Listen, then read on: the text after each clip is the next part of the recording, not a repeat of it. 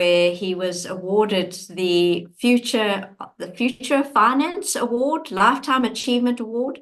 I'll pop it up. I'll share my screen and pop it up for you all to see. In the meantime, if people who haven't been on our webinars before, please have a look at the chat function and let us know where you're from. And any questions you might have, please pop them in the Q&A function. I'm just going to share my screen, and you can see the award that Prof King then it was awarded this week.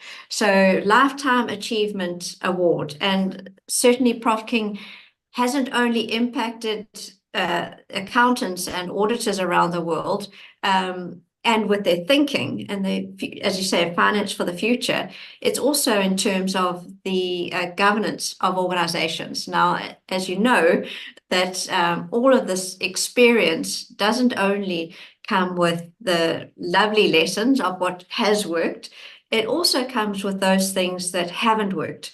So today I'd like to discuss with Prof King where boards haven't worked. But let's just start off by asking Prof King, what do you see as a dysfunctional board or a board operating with discord? Well, Kerry, it's you posing that question to someone who wouldn't have allowed a board to become discordant. So I'm going to answer your question as if I've just become a new chairman. And it's certainly not a board that I've chaired before, because I would have dealt with the matter. So let's assume I'm being appointed as new chairman of this company. And let's take it to be a major company listed in London, from which I've just landed a couple of hours ago. I go to my first board meeting, and it's apparent there's discordance, and the two people talking, at odds with each other. So first of all, I pull them up and say, please talk through me. And I think you know already how I achieve that as meetings go on.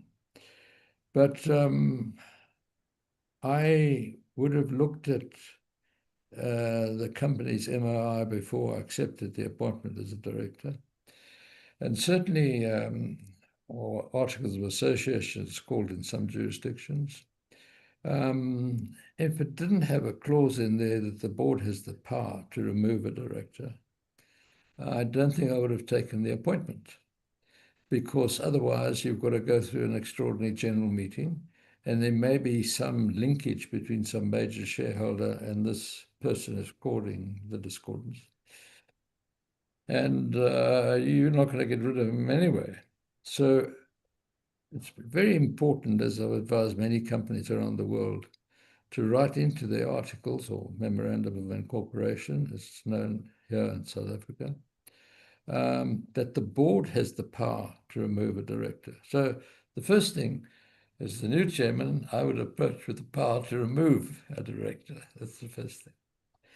The second thing is, if I note this discordance and this discordant behavior between Mr. X and Mr. Y, I would talk to them outside the boardroom and say to them, I am a new chair, and I don't know if you've ever gone offline and found out if the board as a collective actually has a unified mind in making business judgment calls. Or you all thinking of one thing and another person's thinking of another purpose and everything. And in those situations, you would usually find they would say, no, Chair, we haven't. First thing I would do is go offline, and I would tell them, let's see if we are a unified board.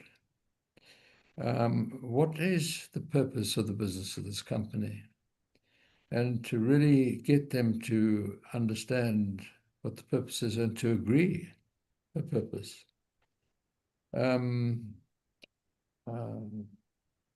Well, how many days before the meeting do you get your pack? Because you should get it at least a week before. You all know your duties of good faith, care, skill, and diligence. But diligence means really doing your homework. And please understand that I will test you as we go through the meetings to see whether you have done your homework, and more particularly, if you understand what's going on around you. Now, I have been inducted by the company secretary, and I can see how you make your widgets. Was absolutely fascinated by the factory and everything.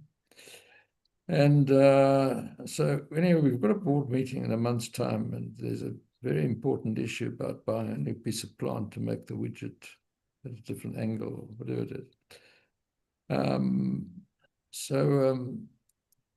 Let's have this offsite meeting, and I will go through them. What are the KPIs that you really think of? Get agreement on that. What are the key risk indicators? How do you believe we should achieve our purpose? And get the board to be thinking as a collective, singing from the same hymn sheet, because otherwise you do get discordant. Right, so in a month's time, I have a meeting, and it's apparent that there are two members of the board that just don't see eye to eye.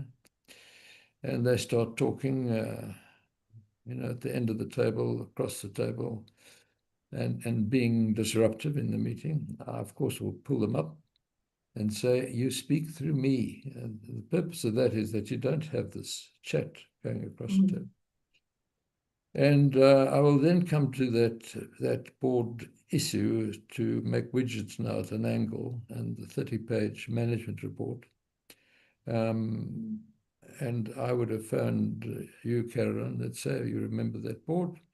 Said, Carolynn, have you read your papers? Yes, Mervyn, I have.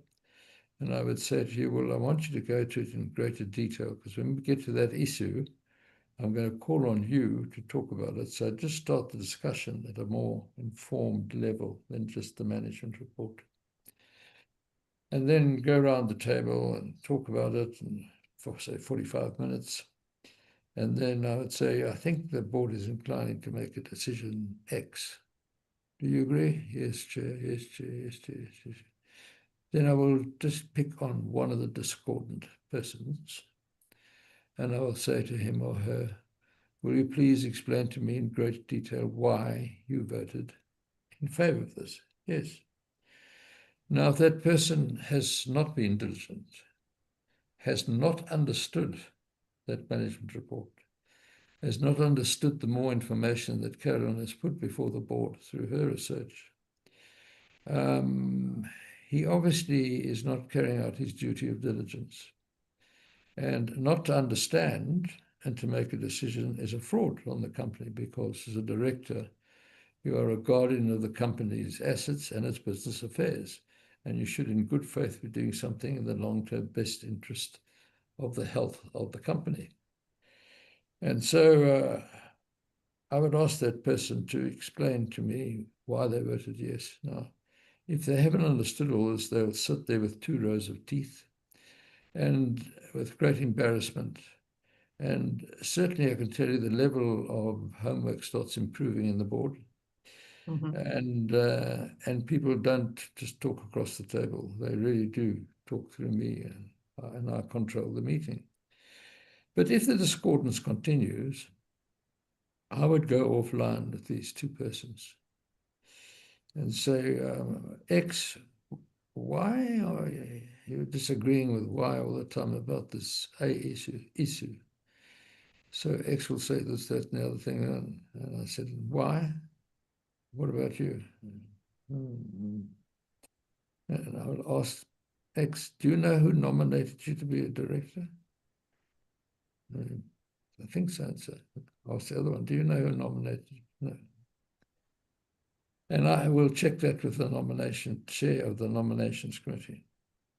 And I will go back to the shareholder, major shareholder who voted for these people. Why did you vote these people to be on the board? And I would then start a process of conciliation between the 2 people. Now, conciliation is a process different from mediation. Mediation is you have the meeting between the 2 discordants, and you have the meeting and you let discordant A say his piece, and you have discordant B say her piece. And you listen to both and try and get them to resolve it and come to a resolution on this issue that they don't see eye to eye on. Conciliation is you do that, but you, the conciliator, actually suggest to them what the resolution should be. And then remind them that I've given this much consideration, and I think that's the resolution. And that fits in beautifully with the unified collective mind of the board. Don't you agree? And please remember, if you don't come to an agreement, I am going to exercise my powers to remove one or the other, or maybe both of you, from the board. But I cannot hold board meetings with this discordance going on.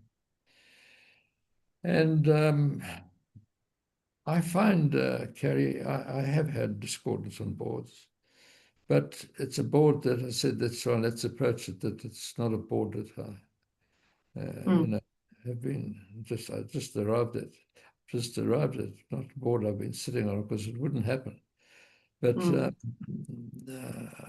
that conciliation process is quite interesting. In the end, the suggestion you make, they usually both start agreeing to it, So you sort of take this,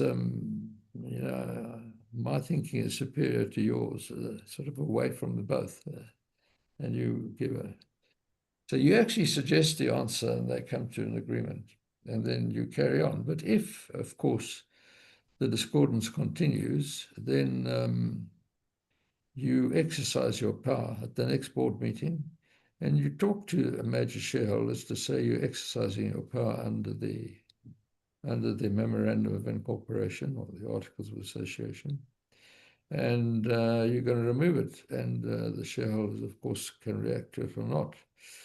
Now, if you don't have that right in your MOI to hold an extraordinary general meeting in a listed company, it's expensive. And of course, you don't know the outcome, because you don't know what the relationship is between the XYZ shareholders and this one discordant director. So that's, Carrie, how I have handled discordant issues through a process of conciliation, not mediation, that I actually hear both of them, and I think about it, and I suggest the resolution. And we talk about it and hopefully get them to agree on it, and then carry on with the board. So a long story. I've had so many questions.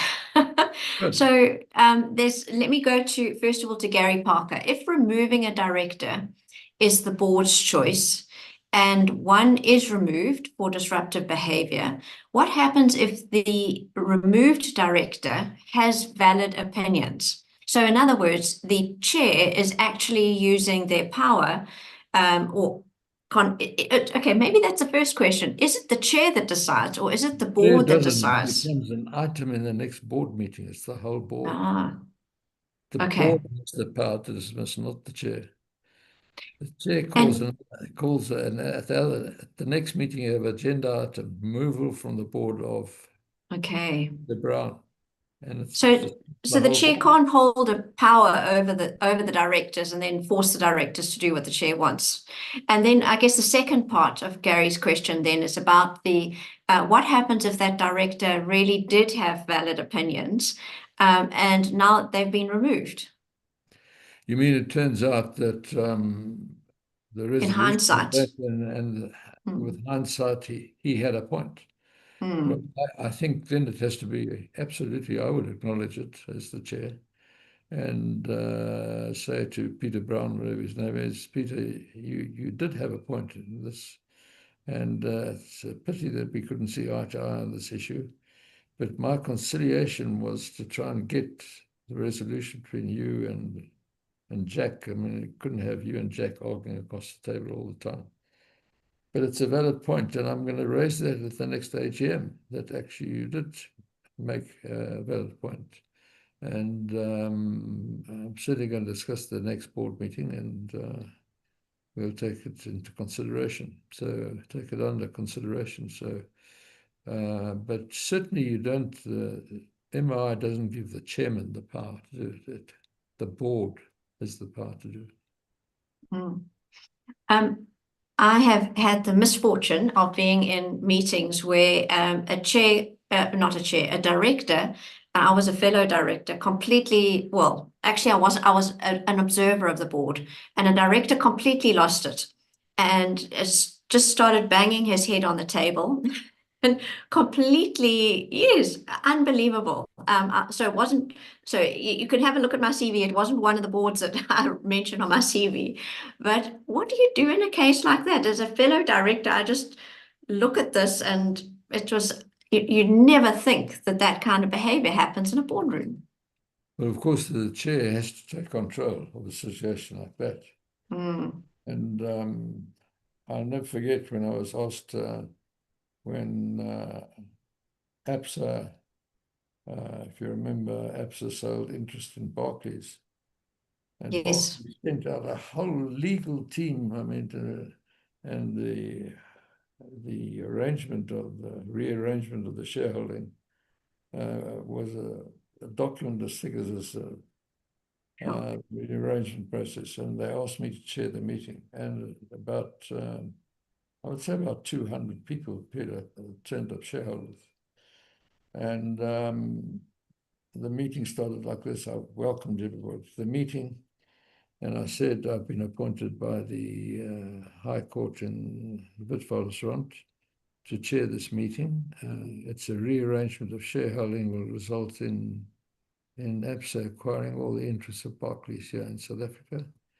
And Barclays will leave South Africa. This is a public company, but it's a private meeting. You'll see there are people at the door in black suits. Those are my security people. Anybody who misbehaves, I will ask them to have you removed. Because this is the same as if I invited you to my house. If you don't behave, I would ask you to leave. I expect everybody to behave and ask their questions in a proper manner. And let's deal with this matter, which is it's a large matter, and let's deal with it sensibly. If anybody starts with any trouble and there's anything, I will exercise the powers vested in me as chair. Right. Item number 1. Any questions? No questions? Right. Item number 2. Anyway, we went through 5 items, no questions. And I said, well, then the rearrangement is carried, and it took about 10, 15 minutes. We went outside, and the chaps from Barclays said, I've never seen anything like that in my life. He said, we came here, we've got 3 lawyers, and we were worried about all this and everything. I said, you know, people don't realize the power. It's a private meeting. It's not a public meeting. It's actually a private meeting. And I'm the person, the court has vested in me the powers to control that meeting, to make sure everybody behaves. And they deal with the questions in a gentlemanly manner. And all I did was tell them that's what I expect of them. And if nobody did it, I would have them removed from the meeting. And I pointed to the people who would remove them. That's all I did. And but that is the power of the chair. And very few chairmen actually realize it. So your man knocking his head on the desk, I would have said, leave the meeting. If not, I would let people remove him. And what happens if you get collusion? If you're a director and actually the chair is biased, what can you do as a director when that happens? Do you remove yourself? Yeah, Kerry, you've often heard me say the greatest attribute of the non-executive director is courage. You've got to have courage. And there's a lot of C's: courage, compassion, and other things. They're all C's, association. But courage is perhaps the most important thing. And it takes some courage for Carolynn to say, Chair, with respect, what you've just said shows bias. What you're saying is X, Y, and Z. And you should do this impartially. So let's just try and deal with this impartially. And the point being made by X, if we can just rediscuss it, Chair. Thank you. Brilliant. You have to Yeah. do it. You have to. You call it out and you bring transparency into the room. Yeah. So that was actually a question that came from Berenice, who asked, what if the chair is biased? So I think that's great advice. You know, if you are in the boardroom and you see a chair is biased, you actually have to call it out. You have to be transparent. And in the Good Governance Academy, we have a new initiative called Women on Boards. And recently we had Happy Masondo, who was a director on the SAA board when Dudu Manyeni was the chair. And she also explained conflict of interest. And she also emphasized that point about have to have transparency in the room. We've got one from Paco here. I experienced a situation when the chair abandoned the meeting to take an offense of being asked questions by one member before even the meeting had started. Everyone followed the chair, and I stopped them to suggest that we had to appoint an interim chair to continue with the meeting. Fortunately, my suggestion was agreed and the meeting was successfully held. Any comments? Well, I think that chair shouldn't continue as chair, obviously, but you should have a lead independent non-executive director. And that lead independent non-executive director is there exactly for that situation. Something like that happens, he or she takes over. Or the chair says, I've got a conflict here, I'm recusing myself, he takes over. So there's a purpose in appointing independent non-executive directors, but you always have a lead independent non-executive director where you can discuss matters where the chair is conflicted or the chair says to hell with all of you and just walks out of the room. Yeah. There's one from Yusuf here. I'm not sure I understand it, but let me read it. How does a chair deal with partiality amongst the board of directors when a difference in direction by the chair is a disagreement to others? So the chair has a different opinion. That is going to be dictated by the offline discussion, which I believe is absolutely critical, that you have all these discussions offline so that when you make that business judgment call, it's a collective mind, make it, and it has to be unified. And going offline is to get it unified. What are the value drivers for this business? And I always think the best example was FedEx that made the accuracy of their responsibility of their delivery of documents and the absolute value driver of the business. If we don't do this responsibly and reliably, we're not going to have a business. So you ask yourself everything, is this reliable? Will it be seen to be reliable? And it becomes the very purpose of the business to let the external stakeholders look in and say, they're so reliable in delivering documents. And they were. As you know, FedEx built its own fleet of aircraft eventually. So, and it was Amazing. on just agreeing that value driver. And it's outside, it's preparation. Okay. So there's a lot more to a board than just opening your pack and reading your pack and arriving. Very much so. And I'm old enough to remember the days when people used to arrive at a board meeting with a pack still in the envelope and slit it open. At the board meeting. I called them the gin and tonic brigade. You know, they arrived for the lunch and the gin and tonic. anyway, that doesn't happen anymore, thank heavens. But, well, we hope not. There's a follow-up question here from Gary. It's about, he's following up on the removed director. And then there's a SENS announcement that says, or a stock exchange announcement notice that says resigned to follow other opportunities. So there's not a lot of transparency when a director is removed. And he's saying no real information is given to stakeholders and more importantly to shareholders. And what's your view on that? Should it be transparent? Why a director was removed? absolutely, it should be transparent. I agree with Gary completely. Should say that there was a dispute and the board had a meeting, and in terms of section so-and-so of the memorandum of incorporation, the board agreed to remove him. And it should be transparent. So the true reason. To say that he resigned paints a completely different picture of what actually happened.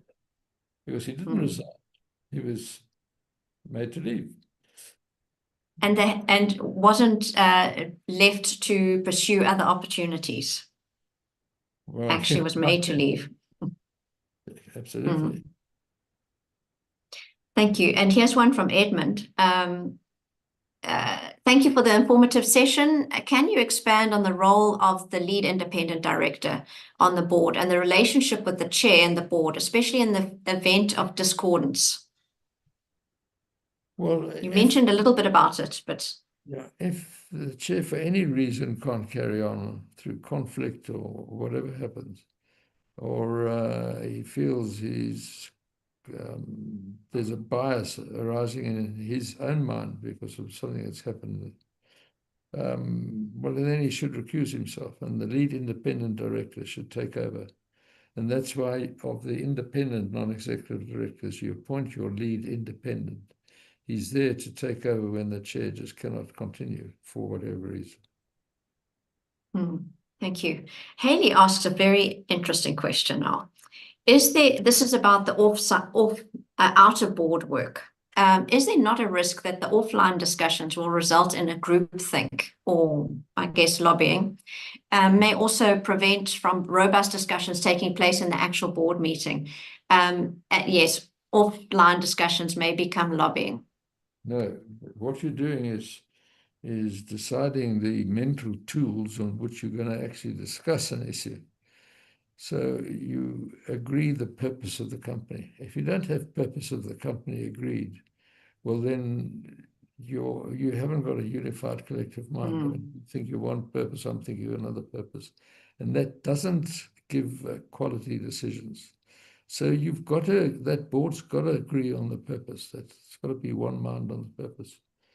You've got to agree on the risk indicators, the great risk indicators. Now, it's starting to fascinate me genuinely. I've been asked by a country, which I won't mention the country, but I'm flying to London next week again. And then I'm coming back and I'm flying out again to this other country that for many reasons has become very central in all this geopolitical disruption that we're having on planet Earth. And one of the things they want to discuss with me is whether the companies in that country should have a permanent agenda item, geopolitical issues, because it's affecting the country so much, what's happening geopolitically, that you have a company that's got a holdco there and operating 10 subsidiaries in 10 different jurisdictions.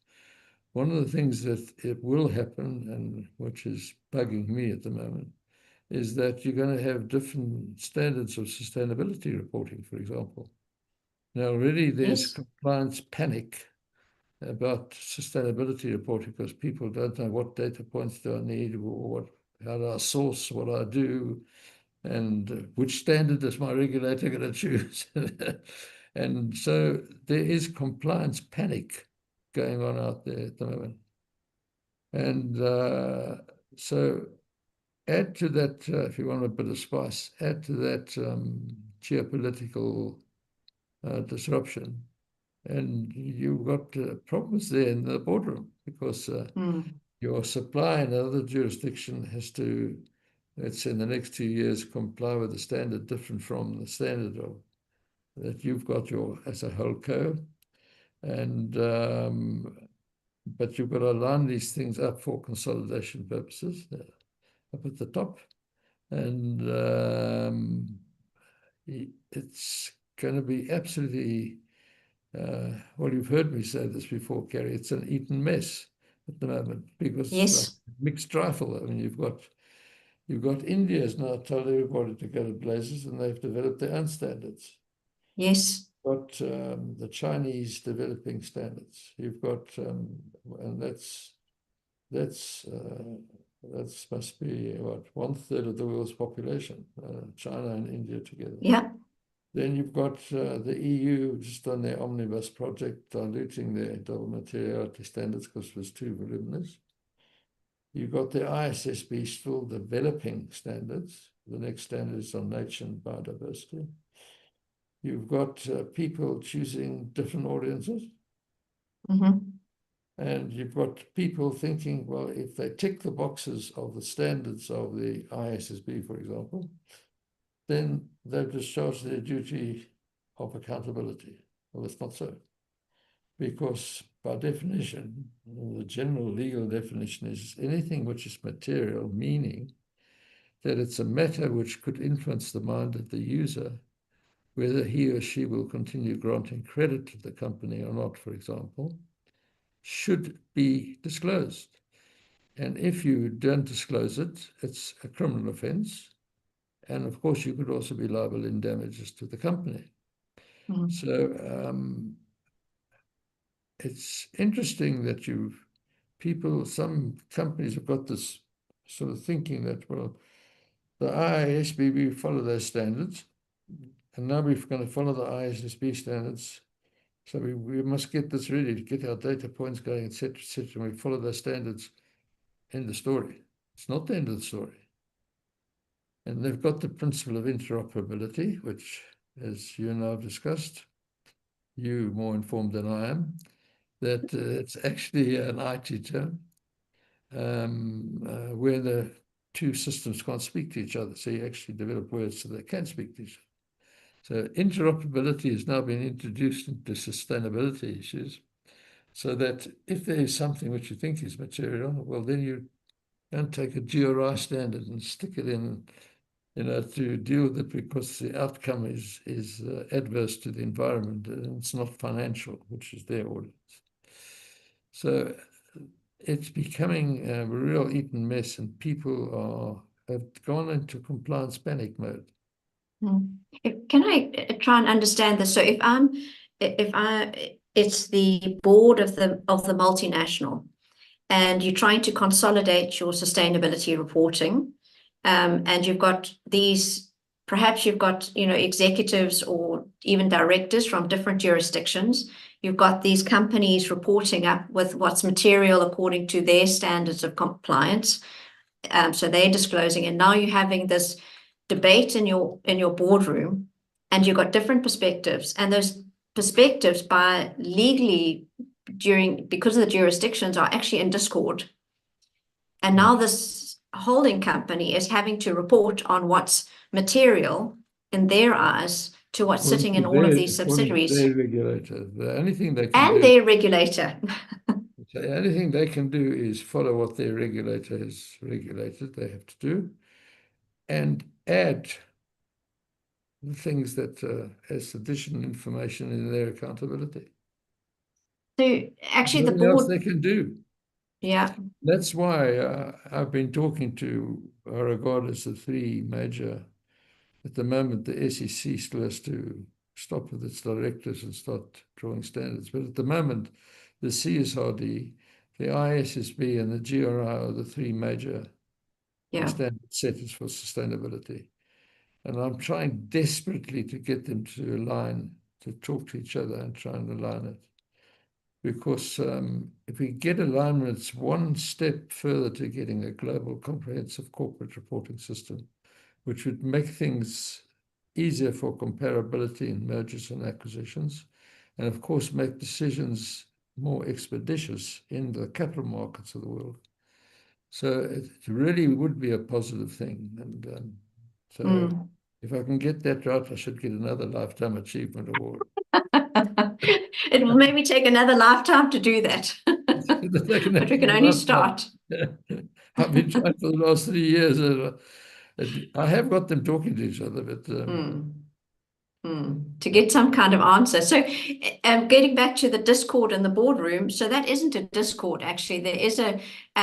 There needs to be, even though they probably will be arguing their perspectives from their regulatory perspectives, we're going to have to, before you even go into that discussion, there's unity in terms of the priorities, as you say, the purpose of sustainability reporting for that organization and that jurisdiction, so that you as directors can discharge your duty. And that becomes almost the business of governing rather than governing the business, because the business has its sustainability report. Now you're actually talking about the business of governing. How much time do you find is actually spent in a board on issues like this, where you're actually talking about the business of governing? I mean, dealing with discord is the business of governing too.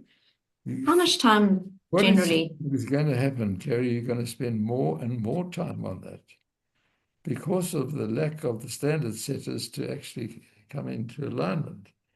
So it's very interesting. It was interesting for me last night in London. That was it last night? No, The night before. not before.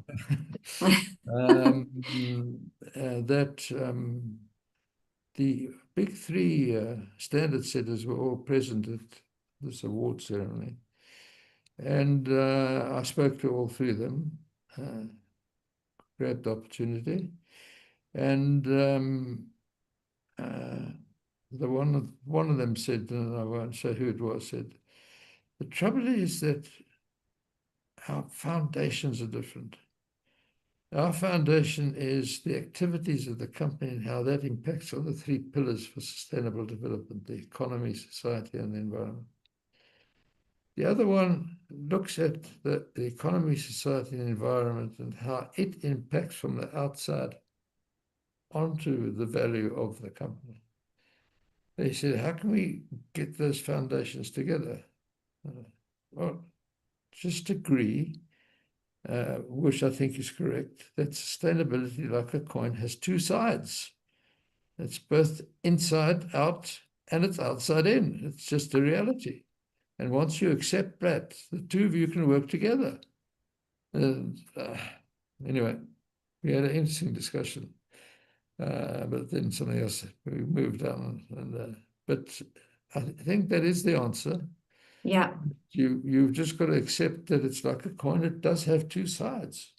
And it was very interesting when SASB was formed. I was the chair of the GRI at the time. And Jean Rogers was at the GRI, and she wanted to start this at the GRI.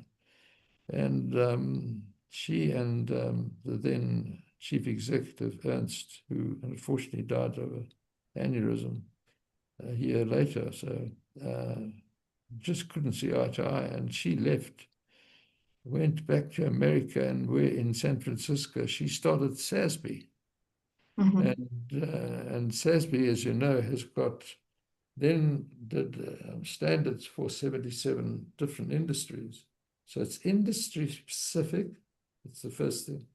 The second thing is it focuses on the three pillars of sustainable development and how that impacts on value creation, enterprise value, as they call it for the company. And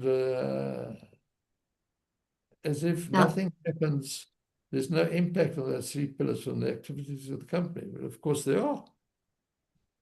And now, so you would, sorry. And the ISSB remain divorced. And really they should get married. You were chairing that board then, right? When there was discord essentially between Jean Rogers and the rest of where things needed, well, they wanted things to go to.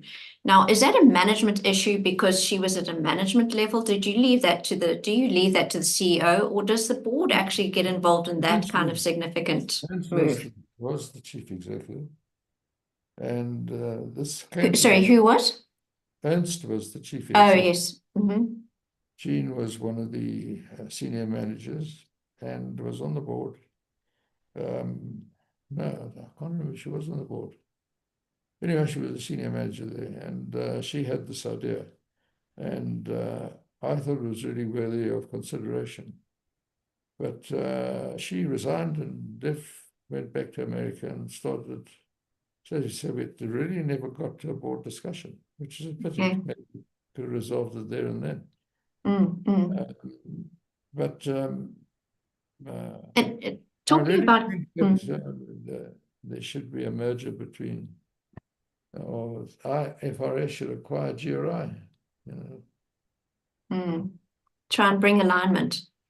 On that question about Jean and the executive level, so this question from Matembo is asking, should a director who is being considered for removal to be removed at the next agenda item, should they be informed of that? First of all, should they be involved? Should they be informed of the discussion? Should they be in the room? And then how are they informed of the decision after the fact? And can removal be done without having a board meeting at all? No, because the MOI says the board must remove. The board has Right. to remove. But obviously, the person that may be removed has notice of what's happening, because if the chairman doesn't speak to him, which I think the chair should, he's going to get the pack anyway. And the pack has an agenda item removing Peter from the board. So they get the pack. And they'll have reasons why they want to remove him from the board, so they would get the pack. This is then discussed, but then he is excused from the meeting, obviously, and the rest of the conflict of interest. The rest of the board discusses and comes to a conclusion to remove him or not remove him. Okay. All right. So it's following the general process as you would for any other conflict situation. Correct.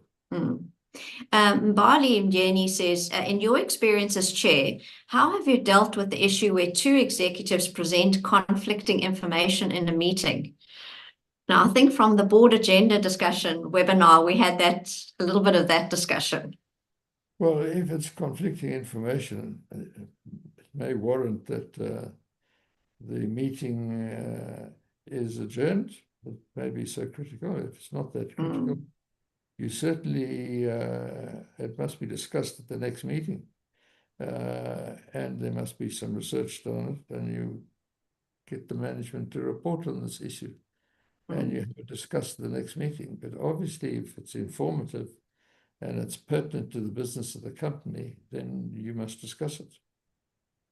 In the case of in an audit committee, now an audit committee is quite independent, tries to operate independently from the board.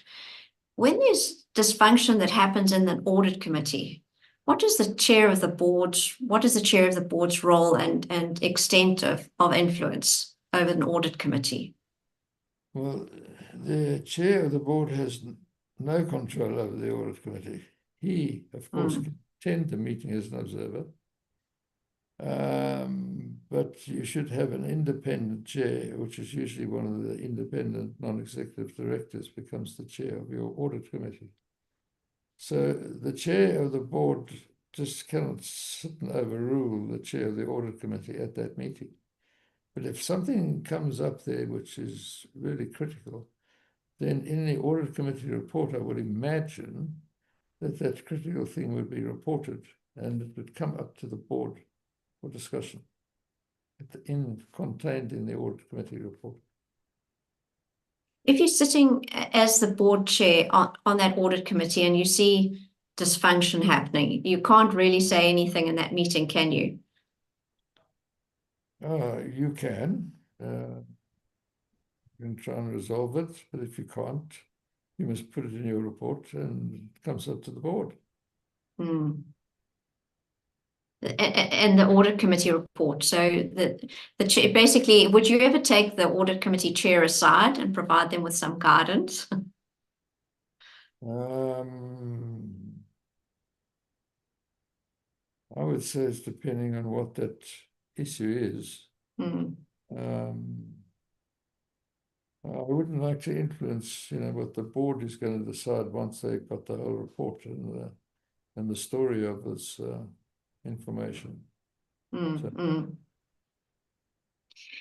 what happens if you have a discord happening in a committee meeting and what gets reported to the board is not actually what happened in that committee, in the committee meeting where the discord happened? Then you're a very naughty subcommittee.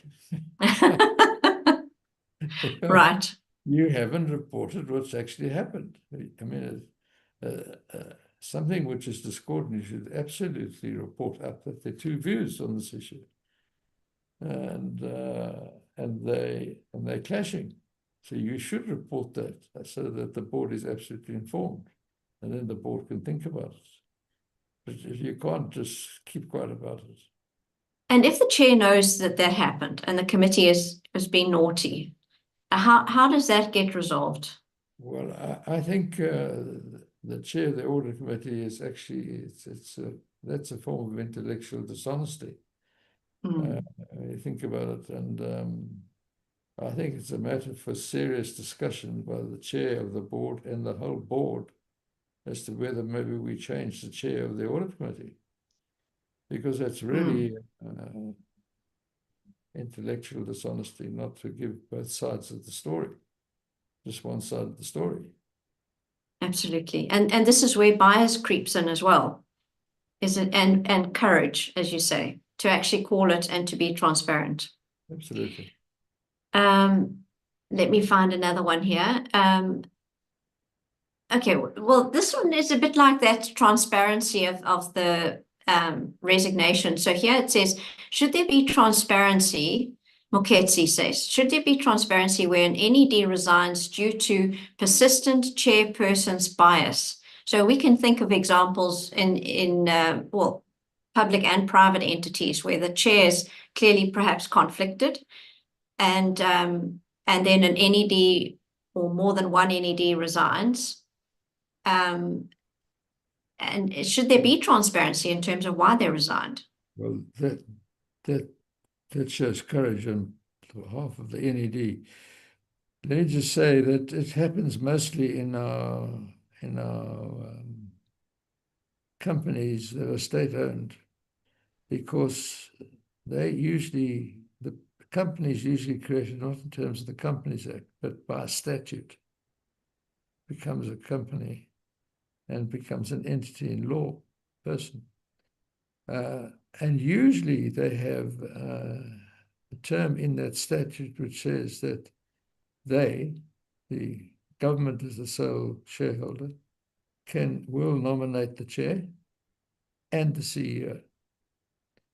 Now, that you join that board as a director with something just waiting to happen to knock you on the head. Something's going to happen, because the chair comes into the boardroom absolutely with 2 pips on his shoulder, and those pips are clashing.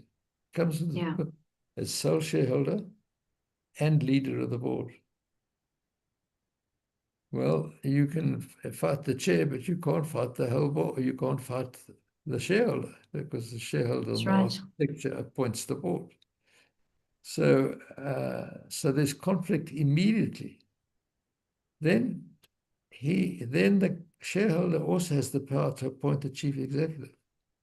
The chief executive, the appointment of the chief executive is one of the most important decisions the board has to make. Why? Because he leads the team who's carrying out and executing the decisions of the board. And if he messes that up and something goes wrong, who gets blamed? The directors. Yeah. And you haven't even appointed him.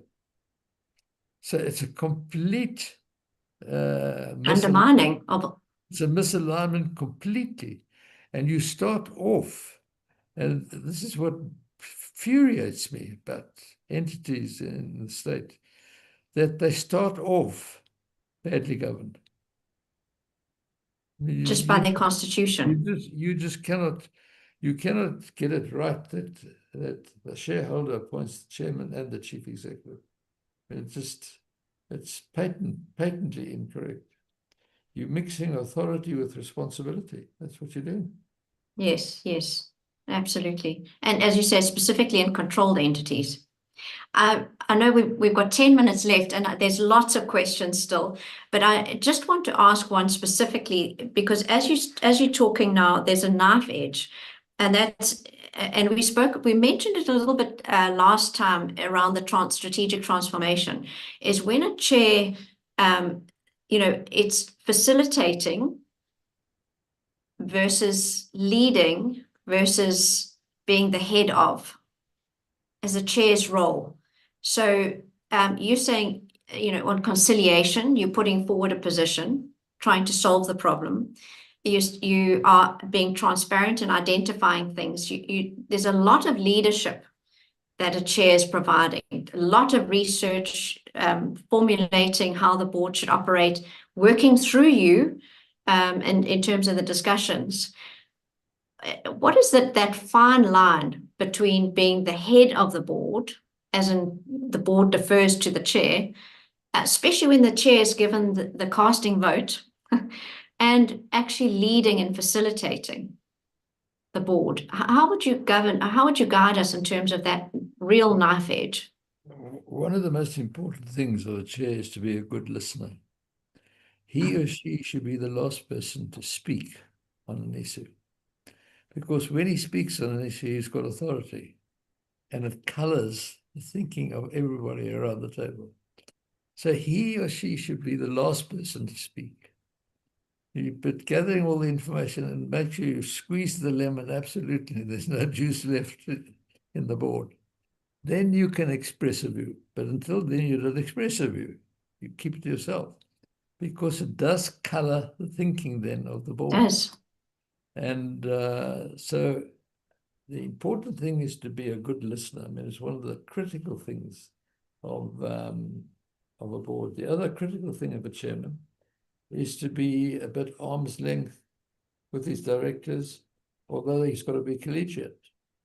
And I experienced that when I was a director of First National Bank and chairman of the Corporate and Merchant Bank, when a senior executive had been a bit naughty, and the board decided that I should have the meeting with him and decide what to do.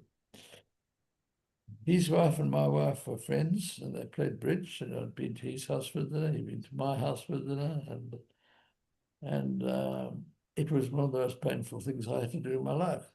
And what did I learn? As the chair, you collegiate, because you're part of the directorate, but you've got to be a bit arm's length at the same time. Very difficult. That's what you've got to do. So there came a time in my life when I decided to resign as a director of every company that I was involved in.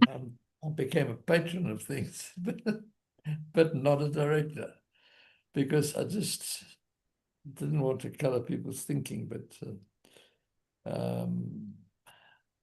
as a patron, I try and fulfill the role. Yes, of course, because your eminence comes through, and if you're chairing a board, nobody would say anything, even more so than just being a chair. That's okay. I understand now why you haven't taken up directorship positions, even in the GGA. You're a patron and not a director. I better understand now because of the influence. Yeah. You said you let the conversations carry on and then you listen. One of the things that I've seen boards battling with is that how long can those conversations, how long can the discord or dialogue happen to create a unified position? How long do you let it go on for? And can you extend the end of the board meeting as a result of the need to discuss? One of the critical things the chair's got to do is make sure that management is reporting clear, concise, and in an understandable manner. I have sent many management reports back and said, just redo this in the pack. Just redo this. It's incomprehensible. And you've used jargon, which you use every day. But I don't want a list of translations of the jargon. Do it in clear, concise, and understandable language. Now, what I do that so that people can read it and actually understand it, and hopefully make then a contribution to the business judgment call which the board is going to make. But if you don't do that as chair, that's when you start getting the long discussions, because the report from the management is not clear, and you start getting these long discussions going on. But what about this? What about that? And you haven't cleared it up before. So as chair, I've always become like the editor of the pack. I will make sure that completely understandable. And I want to make sure that they can. And then I test, of course, their diligence, that they've done their homework to explain why they made the decision. And that's when I really get charge of the board. But I think it's very important for a chair to make sure that the pack is clear, concise, and understandable. Very important for the chair to speak to the chief executive, maybe the financial officer, or certainly the company secretary about certain things before the board meeting. To say, what are you trying to achieve? What is this? So sorry. So you just shorten the meeting. But if you don't do that, you just jabber on about actually trying to define things at the board meeting, and that really is wasting time. I think board meetings should be no more than 3 to 5 hours. If it takes longer than that, to resign. What does it mean? It means that the board just hasn't been functioning properly. That management is just not reporting in a clear, concise, and understandable manner. That board members just haven't been understanding what's going on around it. And you then have got a board that's got big problems, and they would have made business judgment calls which are not properly informed. So that's why you become a member of a board and there's such liable that something goes wrong, and it will go wrong on that basis. And yes. That's why if it goes into the second day, resign. Because it's not happening. It's just not happening. It shouldn't. And how prescriptive can the board be in asking management for information? Very prescriptive, but again, not something which is irrelevant to the issue that you're going to decide. And the chair's got to constantly keep in mind the business judgment rule, Carrie, that because that's what's protecting his directors in the business judgment rule.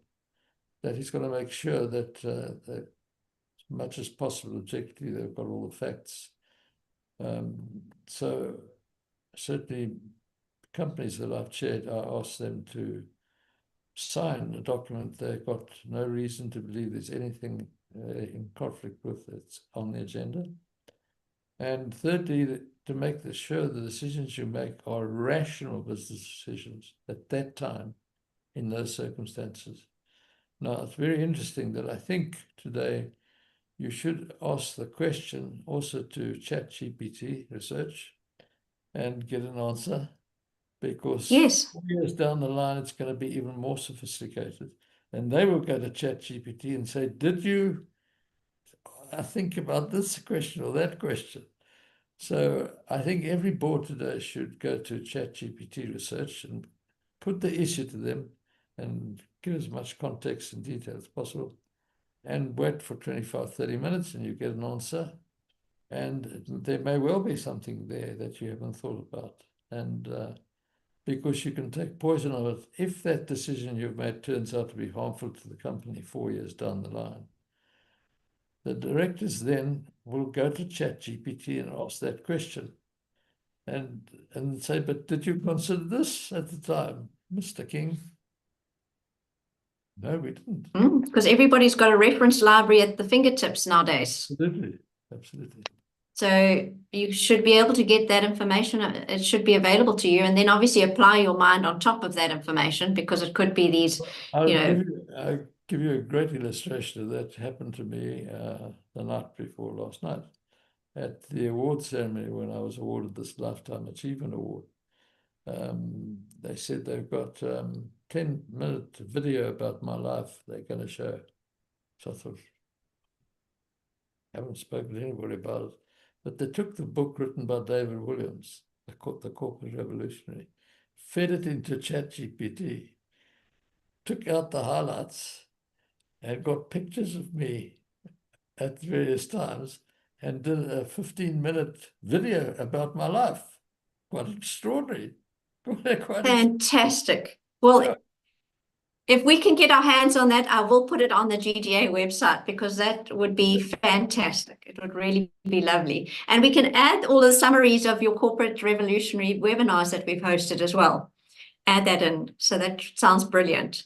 But we have run out of time. Again, thank you so, so much. It's been wonderful having this discussion. And thank you to everyone for joining us online today. We've had just over 200 odd people participating. It's been lovely watching and seeing your questions. Really enjoyed your questions. And thank you for your chats and the discussions on the chat function. Our next discussion, Taking the Helm with Professor King, will be held next month. So please watch out for our emails, subscribe to our YouTube channel, listen to the summaries on our Spotify channel, Spotify show, I think they call it, and yeah, join the mailing list so that you can keep in touch. Professor King, thank you so much. Thank you again. And literally you landed and joined the webinar. So we really appreciate it. Thank you.